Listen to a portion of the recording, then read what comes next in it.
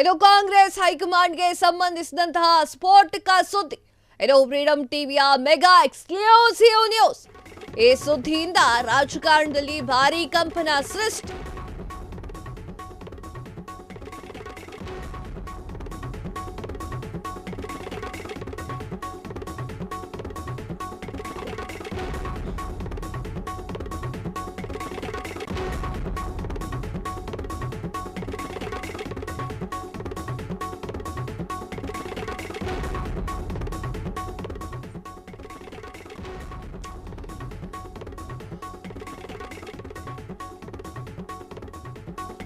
ಇದು ಕಾಂಗ್ರೆಸ್ ಹೈಕಮಾಂಡ್ಗೆ ಸಂಬಂಧಿಸಿರುವಂತಹ ಸ್ಫೋಟಕ ಸುದ್ದಿ. ಇದು ಫ್ರೀಡಂ ಟಿವಿಯ ಮೆಗಾ ಎಕ್ಸ್ಕ್ಲೂಸಿವ್ ನ್ಯೂಸ್. ಈ ಸುದ್ದಿಯಿಂದ ರಾಜಕಾರಣದಲ್ಲಿ ಭಾರೀ ಕಂಪನ ಸೃಷ್ಟಿಯಾಗ್ತಾ ಇದೆ. ಕಾಂಗ್ರೆಸ್ನಲ್ಲಿ ತಲ್ಲಣ ಸೃಷ್ಟಿ ಮಾಡಿರುವಂತಹ ಆ ಒಂದು ಸೂಟ್ ಕೇಸ್ ಅದರಲ್ಲಿರುವಂತಹ ವಿಚಾರವನ್ನ ನೋಡಿ ಎಲ್ಲರೂ ಕೂಡ ಗಾಬರಿಯಾಗಿದ್ದಾರೆ. ಅದನ್ನ ನೋಡಿ ಆತಂಕಕ್ಕೀಡಾಗಿರುವಂತಹ ರಾಹುಲ್ ಗಾಂಧಿ ಇಷ್ಟಕ್ಕೂ ಆ ಸೂಟ್ ಕೇಸ್ ನಲ್ಲಿ ಇದ್ದಿದ್ದಾದ್ರೂ ಏನು? ಎಸ್, ಒಂದು ಸೂಟ್ ಕೇಸ್ ಸಿಕ್ಕಿದೆ. ಆ ಸೂಟ್ ಕೇಸ್ ನೋಡಿ ಇಡೀ ಕಾಂಗ್ರೆಸ್ ಗಡ ಅಂತ ನಡುಗೋಗ್ಬಿಟ್ಟಿದೆ. ರಾಹುಲ್ ಗಾಂಧಿ ಅವರು ಆತಂಕಕ್ಕೀಡಾಗಿದ್ದಾರೆ. ಇದು ಫ್ರೀಡಂ ಟಿವಿಯ ಮೆಗಾ ಎಕ್ಸ್ಕ್ಲೂಸಿವ್ ನ್ಯೂಸ್ ಆಗಿದೆ. ಹಾಗಾದ್ರೆ ಆ ಸೂಟ್ ಕೇಸ್ ನಲ್ಲಿ ಇದ್ದಿದ್ದಾದ್ರೂ ಏನು? ಆ ಸೂಟ್ ಕೇಸ್ ಅನ್ನ ನೋಡಿ ಕಾಂಗ್ರೆಸ್ ಯಾಕೆ ನಡುಗಬೇಕು? ರಾಹುಲ್ ಗಾಂಧಿ ಅವರಿಗೆ ಯಾಕೆ ಆತಂಕವಾಗಬೇಕು? ಅಷ್ಟಕ್ಕೂ ಆ ಒಂದು ಸೂಟ್ ಕೇಸ್ ನಲ್ಲಿ ಇದ್ದಿದ್ದಾದ್ರೂ ಏನು? ಸೂಟ್ ಕೇಸ್ ನಲ್ಲಿ ಇತ್ತು ಕಾರ್ಯಕರ್ತೆಯ ಮೃತದೇಹ.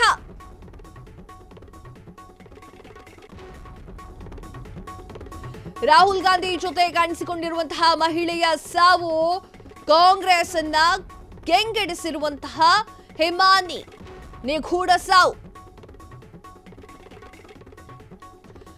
ಹಿಮಾನಿ ಶವ ಪಡೆಯಲು ನಿರಾಕರಿಸಿದಂತಹ ಕುಟುಂಬಸ್ಥರು. ರಾಹುಲ್ ಗಾಂಧಿಯ ಆಪ್ತಿಯಾಗಿ ಬಿಂಬಿತಲಾಗಿದ್ಲು ಈ ಒಂದು ಹಿಮಾನಿ. ಭಾರತ್ ಜೋಡೋ ಯಾತ್ರೆಯಲ್ಲಿ ಮುಂಚೂಣಿಯಲ್ಲಿ ಇದ್ರು. ರಾಹುಲ್ ಗಾಂಧಿ ಹೋದಲ್ಲೆಲ್ಲ ಕಾಣಿಸಿಕೊಂಡಿದ್ದಂತಹ ಹಿಮಾನಿ ಅನುಮಾನಾಸ್ಪದವಾಗಿ ಸಾವನ್ನಪ್ಪಿದ್ದಾರೆ. ಹೌದು, ರಾಹುಲ್ ಗಾಂಧಿ ಅವರ ಭಾರತ್ ಜೋಡೋ ಯಾತ್ರೆಯಲ್ಲಿ ಒಂದು ಸುಂದರವಾದ ಹುಡುಗಿ ಕಾಣಿಸ್ಕೊಳ್ತಾಳೆ. ಈಗ ಸ್ಕ್ರೀನ್ ಮೇಲೆ ನೀವು ನೋಡ್ತಾ ಇದ್ದೀರಾ, ಅದೇ ಹಿಮಾನಿ, ಅವಳೇ ಹಿಮಾನಿ. ಹಿಮಾನಿ ಸಾವನ್ನಪ್ಪಿದ್ದಾಳೆ. ಅದು ಕೂಡ ಅನುಮಾನಾಸ್ಪದವಾಗಿ ಸಾವನ್ನಪ್ಪಿದ್ದಾರೆ. ಆ ಸೂಟ್ ಕೇಸ್ ಒಳಗಡೆ ತುಂಬಿಟ್ಟಿದ್ದಾರೆ ಹಿಮಾನಿಯನ್ನ. ನೋಡುತ್ತಾ ಇರಬಹುದು, ಅದೇ ಸೂಟ್ ಕೇಸು, ಅದೇ ಸೂಟ್ ಕೇಸ್ ಒಳಗಡೆ ಆಕೆಯನ್ನು ತುಂಬಿದ್ದಾರೆ. ಆಕೆಯನ್ನ ಸಾಯಿಸಲಾಗಿದೆ. ಅನುಮಾನಾಸ್ಪದ ಸಾವು. ಅವರ ಒಂದು ಕುಟುಂಬಸ್ಥರು ಆ ಹೆಣವನ್ನ ತೆಗೆದುಕೊಳ್ಳೋಕು ಕೂಡ ನಿರಾಕರಣೆ ಮಾಡ್ತಿದ್ದಾರೆ. ಹಾಗಾದ್ರೆ ಕಾಂಗ್ರೆಸ್ ಕಾರ್ಯಕರ್ತೆಯ ಈ ಒಂದು ಸಾವಿನ ಹಿಂದೆ ಅದ್ಯಾವ ದೊಡ್ಡ ವ್ಯಕ್ತಿ ಇದ್ದಾರೆ? ಕಾಂಗ್ರೆಸ್ ಕಟ್ಟಾಳಾಗಿದ್ದಂತಹ ಹಿಮಾನಿಗೆ ಆಗಿದ್ದೇ ಸಮಾವೇಶದಲ್ಲಿ ಕಾಣಿಸಿಕೊಂಡ ಬಳಿಕ ಹಿಮಾನಿ ಸಾವನ್ನು ಒಪ್ಪಿದ್ದಾಳೆ. ಹಿಮಾನಿ ಸಾವಿನ ಸುತ್ತ ಅನುಮಾನ ಹುತ್ತ. ಹಿಮಾನಿಯನ್ನ ಕೊಂದು ಸೂಟ್ ಕೇಸ್ಗೆ ಇಟ್ಟಿದ್ಯಾರು? ಹಳೆ ಕಾಂಗ್ರೆಸ್ನನ್ನ ವಿಚಾರಣೆ ನಡೆಸುತ್ತಿದ್ದಾರೆ ಪೊಲೀಸರು. ಹಾಗಾದ್ರೆ ಯಾಕಾಗಿ ವಿಚಾರಣೆಯನ್ನ ನಡೆಸ್ತಾ ಇದ್ದಾರೆ? ಹಿಮಾನಿಯನ್ನ ಭೀಕರವಾಗಿ ಕೊಲೆ ಮಾಡಿರುವಂತಹ ಹಂತಕರು ಯಾರಾಗಿರಬಹುದು? ಈಗ ಹಿಮಾನಿ ಕೊಲೆ, ಅದರ ಸುತ್ತ ಒಂದಷ್ಟು ಪ್ರಬಲ ವ್ಯಕ್ತಿಗಳಿದ್ದಾರಾ ಅಂತ ಪೊಲೀಸರು ಯೋಚನೆಯನ್ನ ಮಾಡ್ತಾ ಇದ್ದಾರೆ.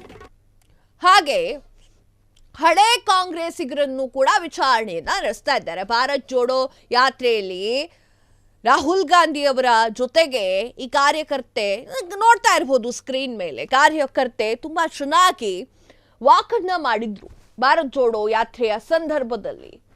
ಹಿಮಾನಿ ಈಗ ಭೀಕರವಾಗಿ ಸಾವನ್ನಪ್ಪಿದ್ದಾಳೆ. ಅದು ಅನುಮಾನಗಳಿಗೆ ಕಾರಣವಾಗ್ತಾ ಇದೆ. ಅಷ್ಟು ಸಣ್ಣ ಸೂಟ್ ಕೇಸಲ್ಲಿ ಅಷ್ಟು ದೊಡ್ಡ ದೇಹವನ್ನ ತುಂಬಿಟ್ಟಿದ್ದಾರಲ್ಲ ಹಂತಕರು, ನಾಚಿಕೆ ಮಾನ ಮರ್ಯಾದೆ ಇಲ್ವಾ ಅಂತ. ಆಕೆ ಏನ್ ಮಾಡಿದ್ಲು? ನಿಮ್ಗೆ ಸಾಯಿಸುವಂತಹ ಕೃತ್ಯವನ್ನ ಯಾರು ಎಸಗ್ತಾರೆ?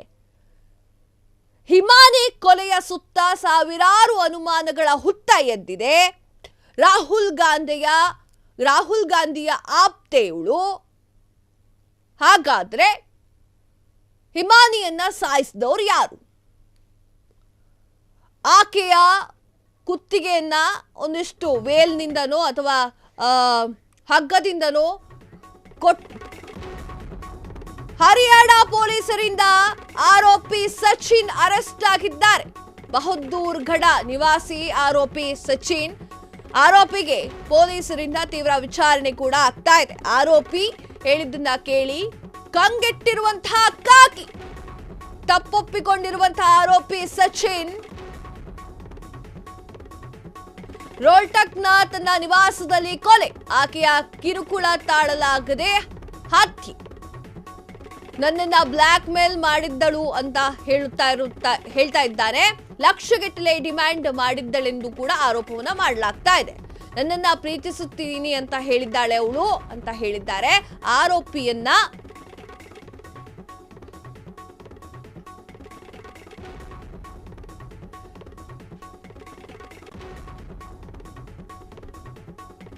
ಆರೋಪಿಯನ್ನ ಹೆಚ್ಚಿನ ವಿಚಾರಣೆ ನಡೆಸುತ್ತಿರುವಂತಹ ಪೊಲೀಸರು.